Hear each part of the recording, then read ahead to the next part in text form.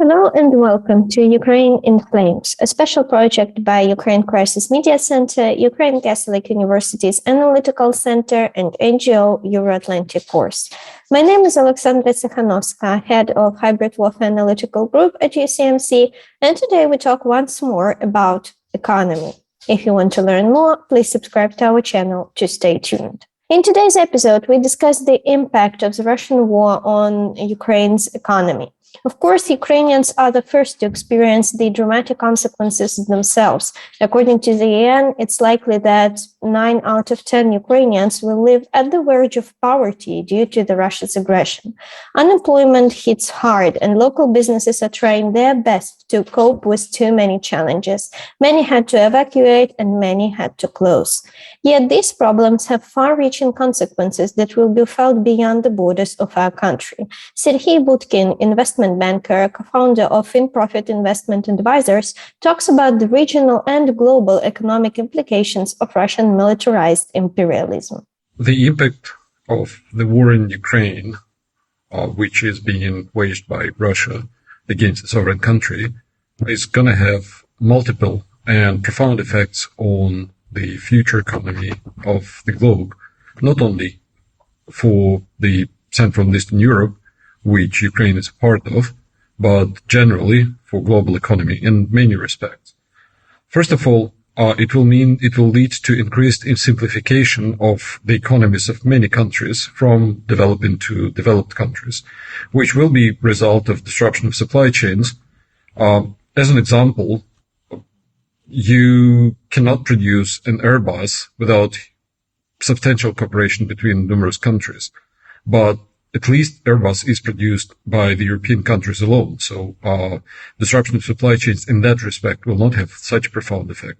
But many other goods are produced by transporting quite a lot of commodities and quite a lot of spare parts and quite a lot of components across the globe, and in many cases traveling across the oceans to reach its final destination. As a result, because of the disruption of supply chains, because of the problems with supply chains, which are the result of the war in Ukraine, there will be one of the results will be simplification of the world economies and some simplification of many of the world economies, which were originally built on the premise of globalization and ever-increasing globalization and ever-increasing availability of effective supplies of various parts from various countries and various components for various goods which they produce. The second effect will be also felt in Europe, but primarily in Europe, which will be increased in cargo travel times between Southeast Asia and Europe and back. That is because, number one, substantial decrease of any potential transit through the territory of Russia, because of the various embargoes and restrictions on moving commodities through the border of Russia and on the trucks and on the trains which are traveling from, for example, China to Western Europe. And it will also be felt by many countries sending goods back to Southeast Asia. Increased working capital, and it will basically mean as a result that any company which is involved in any kind of production will no longer be able to rely on just-in-time delivery as it used to be a few years ago, and will have to build stocks to be able to have uninterrupted production at its production site, be it Germany, be it Poland, be it Southeast Asia. And as a result, they will require substantially increased investment in working capital, which, given the current interest rate environment where most of the central banks are tightening and they are increasing their base lending rates, will also have a double effect, if you will, on the cost of that capital, which will have to be larger, first of all, which means it will cost more, and it will cost more actually to in terms of interest rates to the companies which require it.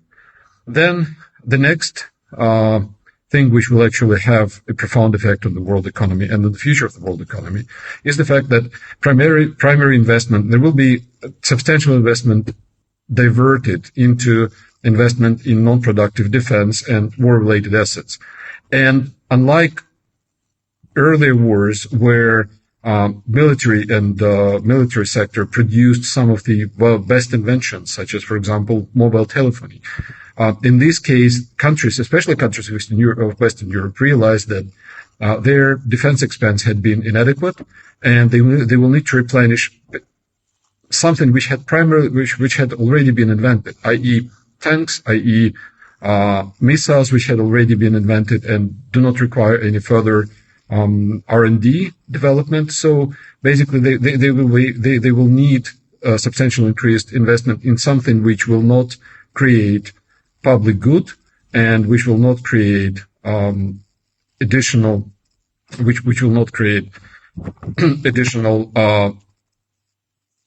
wealth creation beyond those involved in the defense industry.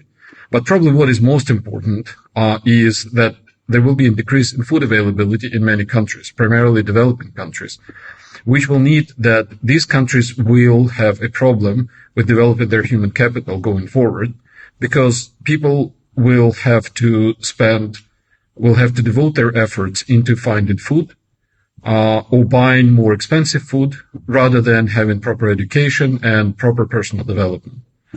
Thank you. Having discussed the far-reaching consequences of the Russian war, we now turn to take a look at what challenges the Ukrainian banking system faced, especially in those very first days of the war. It managed to ensure the Ukrainian economy didn't crumble, avoiding devastating results for the whole region and uprooting the global economy even more. Yevgeniy Maksakov, banking consultant, walks us through the most important three key problems Ukrainian banks had to deal with and are still battling now, more than 3 months into the war. Their functionality is a practical and most effective debunking of the Russian propaganda narrative that Ukraine is a failed state. Having a fully operational banking system in times of a full-scale war is an extremely difficult task. Let's see how Ukraine managed here. Повномасштабна військова агресія, війна, яку розв'язала Російська Федерація проти України, вона дійсно викликала дуже багато, призвела до великих викликів для всієї банківської системи, всієї економічної системи країни. І та ситуація, яка склалась, вона була безпрецедентна, напевно, в історії країн в 20-21 столітті.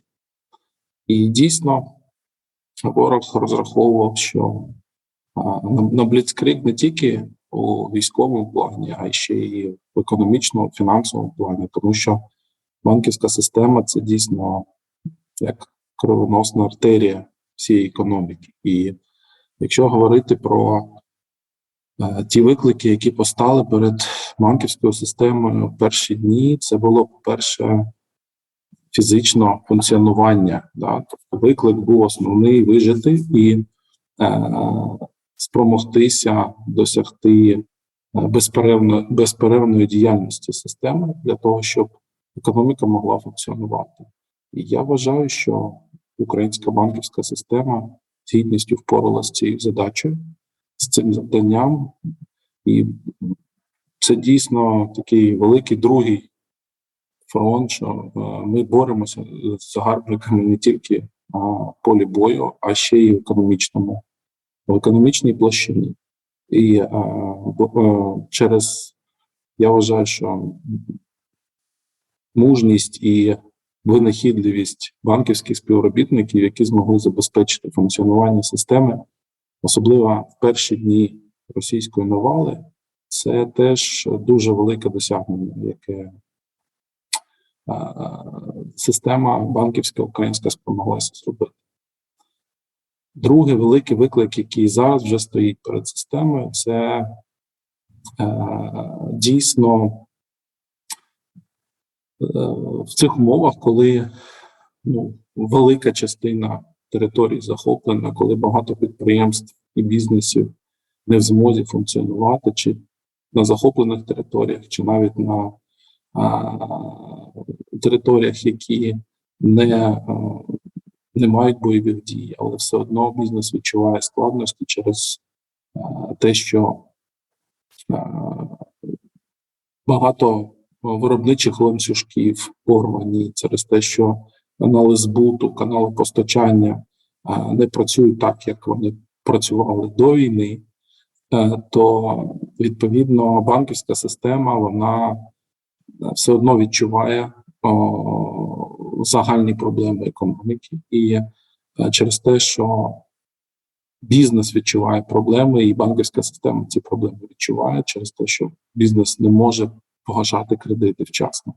І це другий такий виклик великий, який зараз стоїть перед банками, це спромогтися знайти варіанти, при яких з одного боку вкладники банківські не будуть страждати, а з іншого боку є можливість зберегти ті підприємства, які працюють і відчувають складності.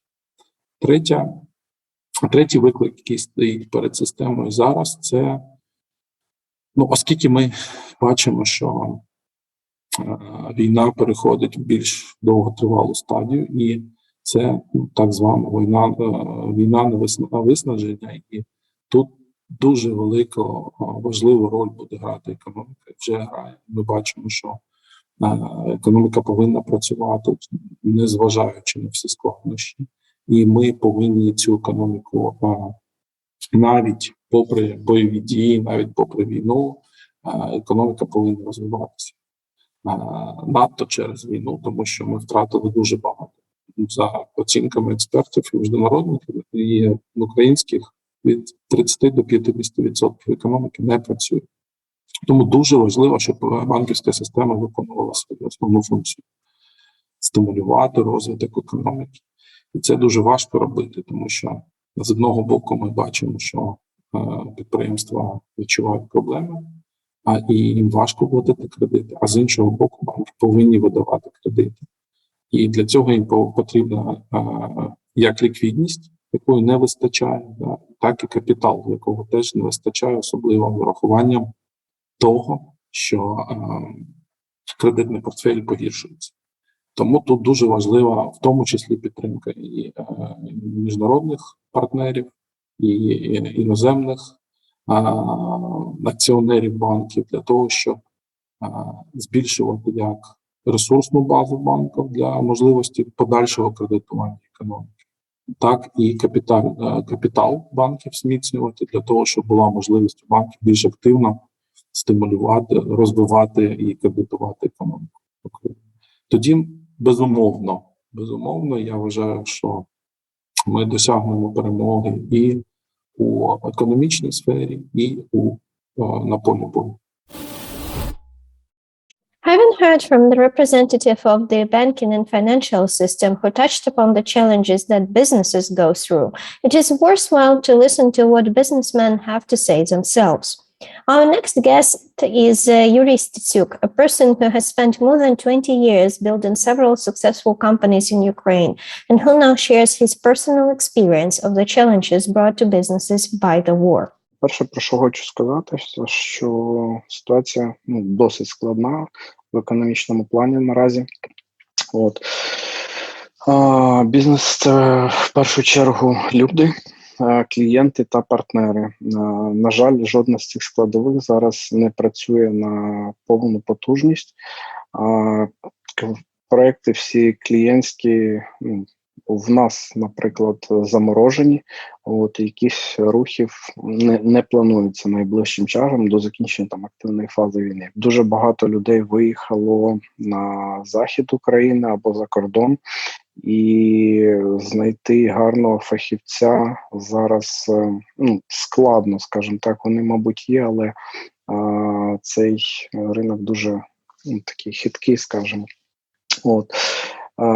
По партнерам така ж історія. Бізнес у багатьох наших партнерів стоїть через логістичні проблеми, через проблеми з персоналом, через відсутність як такової замовлень, якихось проєктів і так далі.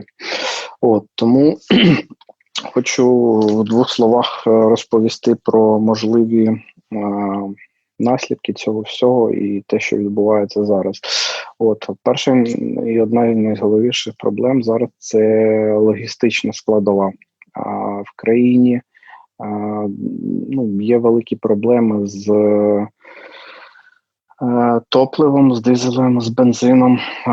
Якщо для бізнесу це ще плюс-мінус там вирішуємо питання, то для пересічних громадян це дуже складно. У нас черги на заправках є по 5-6 годин, люди чекають, щоб там заправити 20 літрів бензину, наприклад. Друге, це те, що курс гривні наразі виріс на 40%, і це призвело до зростання цін, насамперед через логістичну та імпортну складову.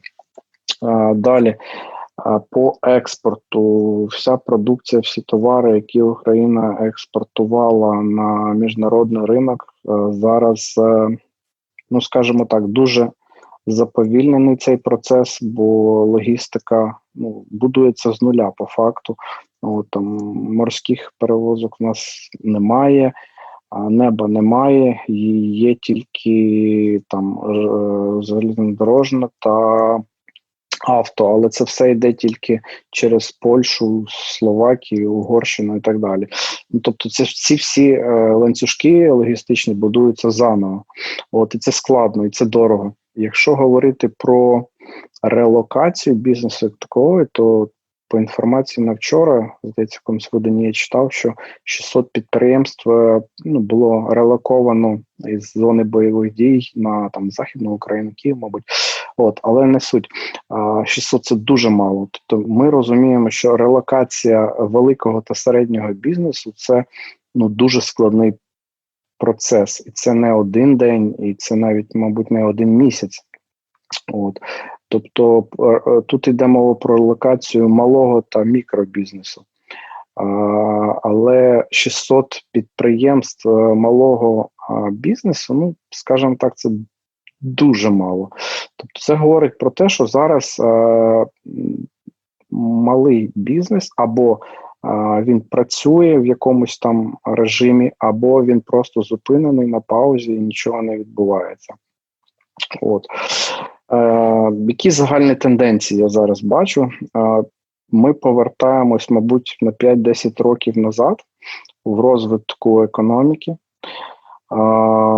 В нас дуже великі проблеми з логістикою, і це одна з пріоритетних задач, яка має бути вирішена. Побудовані нові логістичні ланцюжки, щоб економіка починала якось працювати. Високий рівень безробіття, він буде збільшуватись, поки буде активна фаза війни.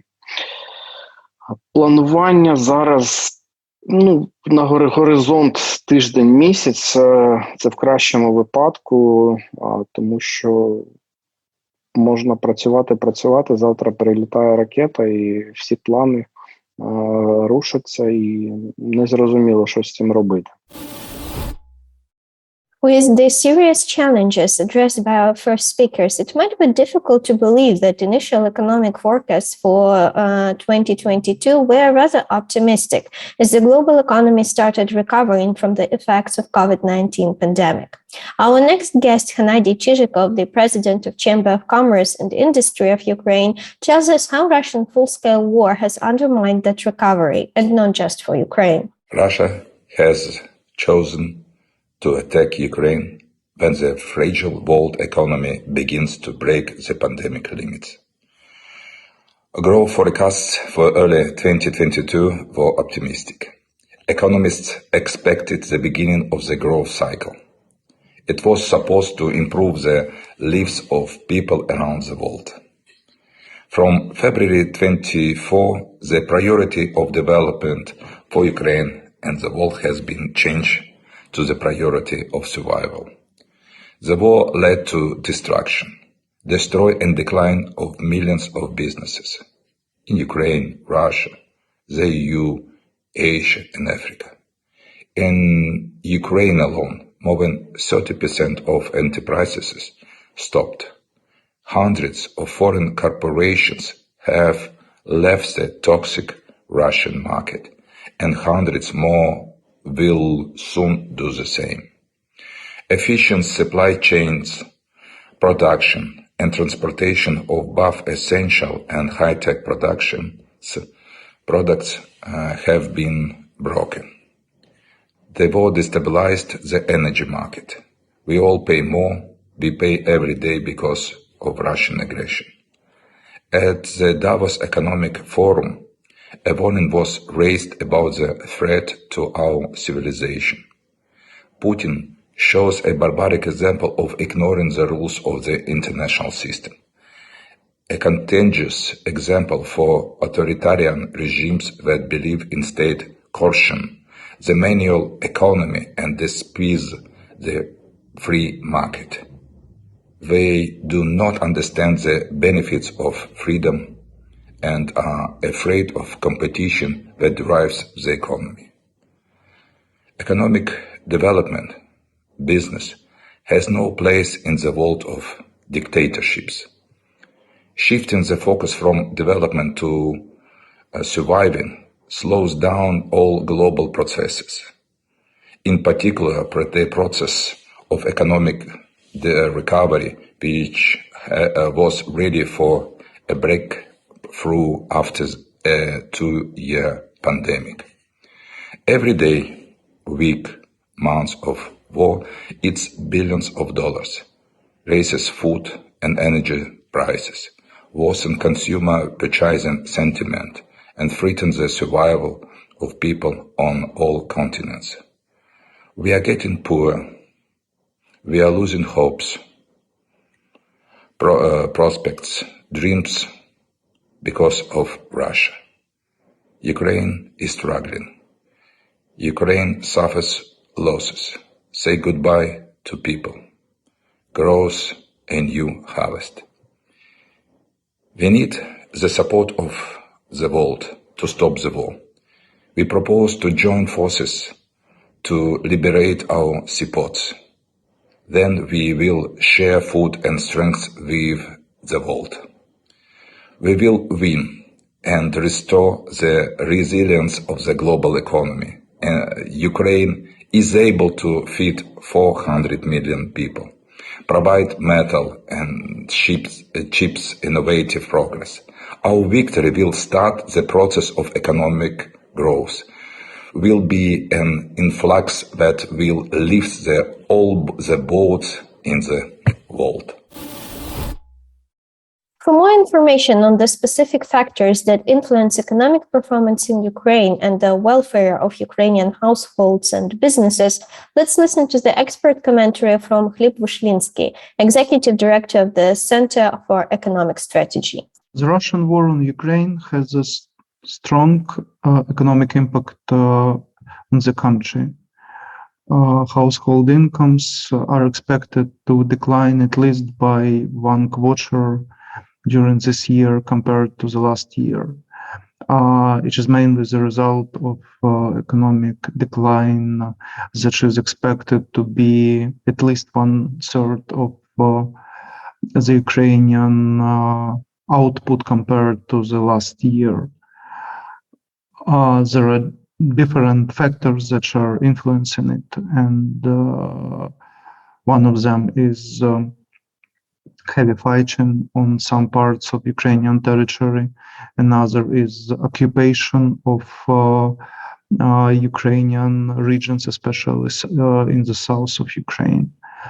And the third important factor is Russian blockade of Black Sea ports that prevents Ukraine from exporting grain, sunflower oil, and metals from the country via the only route that is capable of transporting these volumes.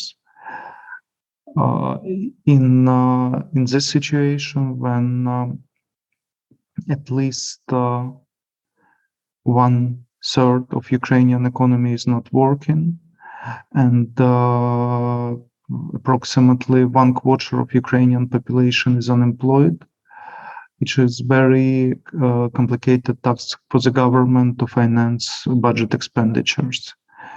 starting from the first day of war, only expenditures on the Ukrainian army and the critical social expenditures like pensions and salaries to civil servants, teachers, and doctors are financed by the government. Still, in April, budget deficit reached approximately $4 billion. And we speak only about 1 month. While in March, we received a lot of extraordinary financing, emergency funding from our international partners and international financial institutions. And the total amount was over $3 billion. Then in April and in May, it decreased significantly. It was smaller than $2 billion in April, and it is expected to be also less than $2 billion in May. We see from the figures that it is not covering monthly budget deficit, and the remainder, sometimes the half of the budget deficit, is to be financed by the Ukrainian Central Bank buying Ukrainian treasury bills from the government. While currently it doesn't have an impact on direct impact on inflation, later it could be the dangerous tool to finance the deficit. That is why it is crucial for Ukraine to receive this international funding in volumes of not less than $4 billion per month. 5 billion is an official estimate supported by the IMF, and it includes additional budget expenditures needed. While we received commitments reaching approximately $30 billion of budget financing to Ukraine for this year, still in these crucial months when Ukraine needs funding, there are too many bureaucratic obstacles with our international partners that prevent this funding to be provided right now when it is needed. Like we speak about this month, we speak about May, we speak about June. The worst option will be when we will start receiving this money only closer to the end of the year, which is certainly not appropriate, and it will create a very significant social and economic problems in Ukraine. You've been watching this special project by Ukraine Crisis Media Center, Ukrainian Catholic University's Analytical Center, and NGO Euroatlantic Course, Ukraine in Flames. If you find our work useful, please like and share this video, and don't forget to subscribe to our channel. In the description to this episode, you can find information on how you personally can help Ukraine in the face of Russian aggression. Everything's going to be Ukraine.